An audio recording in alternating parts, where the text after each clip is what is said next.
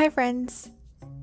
Nobody ever asked me how I make my stickers, but I thought it could be a help to those tired artists looking for a trick to how to make their work more efficient.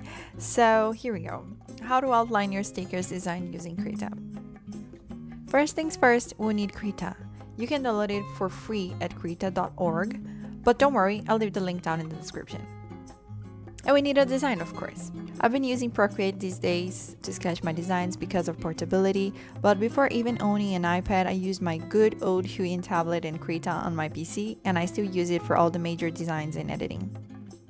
I love that with Procreate I can share the process videos of my creations without much hassle, but I'll keep the time-lapse for the end of this video.